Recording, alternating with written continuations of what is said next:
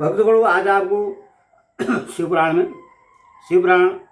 विघ्नेश्वर संहिता में महेश्वर का ब्रह्मा और विष्णु को अपने निष्कल और सकल स्वरूप का परिचय देते हुए लिंग पूजन का महत्व बताना।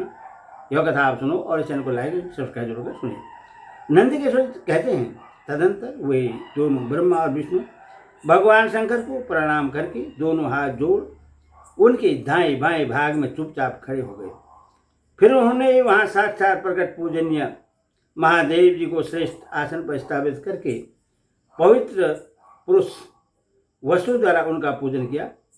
दीर्घकाल तक अविकृत भाव से सुस्थिर रहने वाली वस्तु को पुरुष वस्तु कहते हैं और अल्पकाल तक ही टिकने वाली क्षणभंगुर वस्तुएं प्राकृतिक वस्तु कहलाती हैं। इस तरह वस्तु के ये दो भेद जानने चाहिए।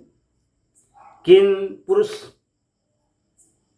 वस्तु से उन्होंने भगवान शिव का पूजन किया, यह बताया जाता है। हार, निपुर, केयूर, क्रिकेट, मणिमयी, कुंडल, यज्ञोपवीत, उत्तरी वस्त्र, पुष्प, माला, रेशमी वस्त्र, हार, मुद्रिका, पुष्प, तांबूल, कपूर, चंदन एवं अगूर का अनुलेपन, धूप, दीप, श्री छत्र, व्यंजन, ध्वजा, चौवर तथा अन्य दिव्य उपहारों द्वारा जिनका वैभव वाणी और मन की पहुंच से परे था, जो केवल पशुपति परमात्मा के ही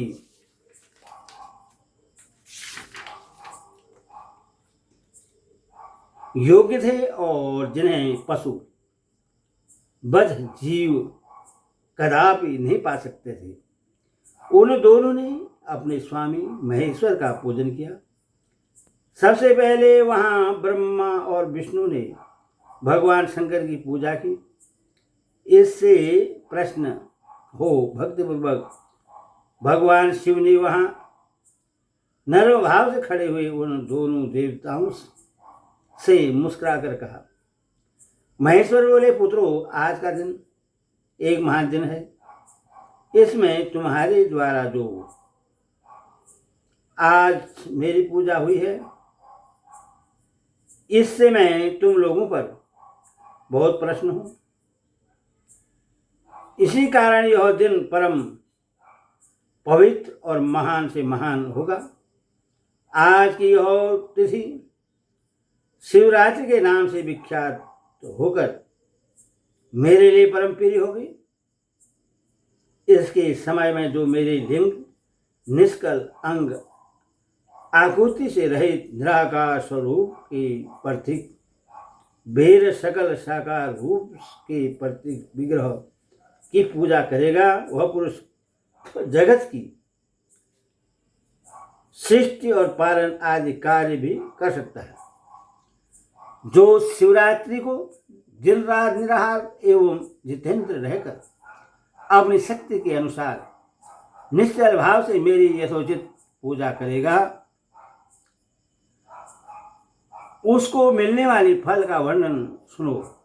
1 वर्ष तक निरंतर मेरी पूजा करने पर जो फल मिलता है, वह सारा फल केवल शिवरात्रि को मेरा पूजन करने से मनुष्य तत्काल प्राप्त कर लेता है। जैसे पूर्ण चंद्रमा का उदय समुद्र की बुद्धि का अवसर, उसी प्रकार यह शिवरात्रि तिथि मेरे धर्म की वृद्धि का समय है।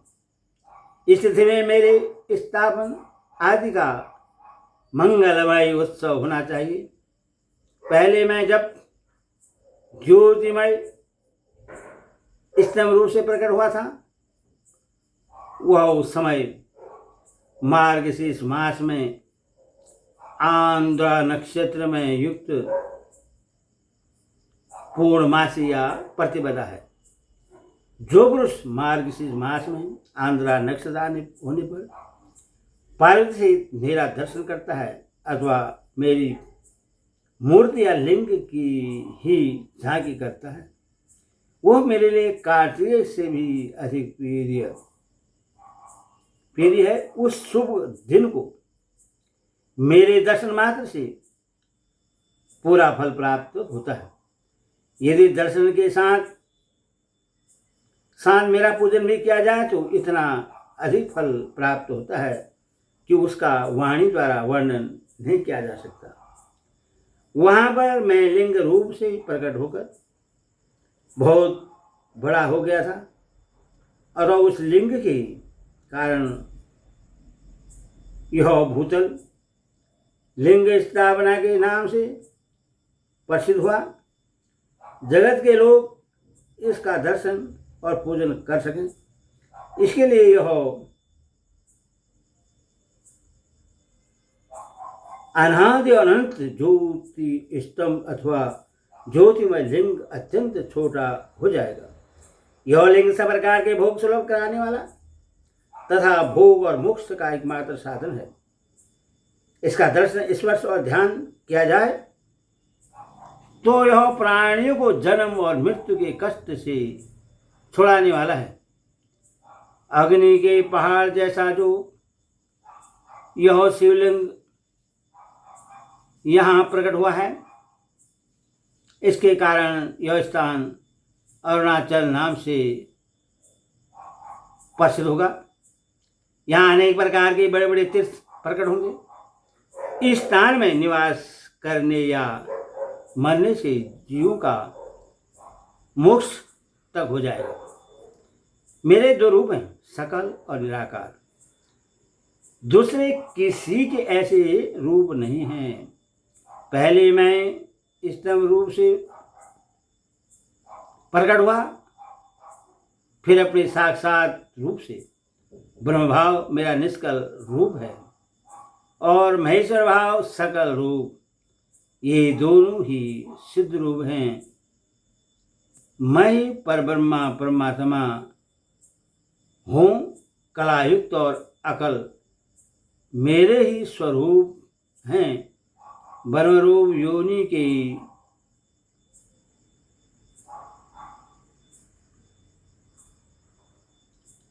ब्रह्मरूप होने के कारण मैं ईश्वर भी हूँ।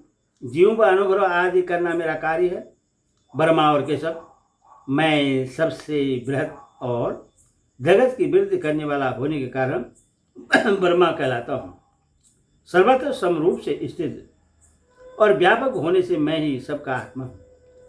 सर्ग से लेकर अनुग्रह तक आत्मा ईश्वर से भिन्न जो जगत संबंधी 5 कृत्य हैं वे सदा मेरे ही हैं। मेरे अतिरिक्त दूसरे किसी के नहीं, क्योंकि मैं ही सबका ईश्वर हूँ। पहले मेरी रूपता का बोध कराने के लिए निष्कल लिंग प्रकट हुआ था। फिर अज्ञात ईश्वर तत्व का साक्षात्कार कराने के निमित्त में साक्षात जगदीश्वर ही सकल रूप में तत्काल प्रकट हो गया। अथवा मुझ में जो शिव ईश तत्व है उससे ही मेरा सकल रूप जानना चाहिए तथा जो यह सारा निष्कल स्तंभ है वह मेरे ब्रह्म स्वरूप का क्रोध कराने वाला है। यह मेरा ही लिंग चिन्ह है। तुम दोनों प्रतिदिन यहाँ रहकर इसका पूजन करो। यह मेरा ही स्वरूप है और मेरे सामीप्य की भांति कराने वाला है। लिंग और लिंगी में नित्य अभेद होने के कारण मेरे इस लिंग का महान पुरुषों को भी पूजन करना चाहिए। मेरे यह एक लिंग की स्थापना करने का यह फल बतलाया गया है कि उपासक को मेरी समानता की प्राप्ति हो जाती है। यदि एक दिन के बाद दूसरे शिवलिंग की भी स्थापना कर दी जाए तब तो उपासक को फल रूप से मेरे साथ एक तत्व सादृश्य मोक्ष रूप फल प्राप्त होता है। प्रधानतः शिवलिंग की ही स्थापना करनी चाहिए। मूर्ति की स्थापना उसकी अपेक्षा गौण कर्म है। शिवलिंग के अभाव में सब मूर्ति की स्थापना उसकी अपेक्षा गौर कर्म है। शिवलिंग के अभाव में सब ओर से शरीर मूर्ति युक्त होने पर भी वह स्थान क्षेत्र नहीं कहलाता। ओम नमः शिवाय। ओम नमः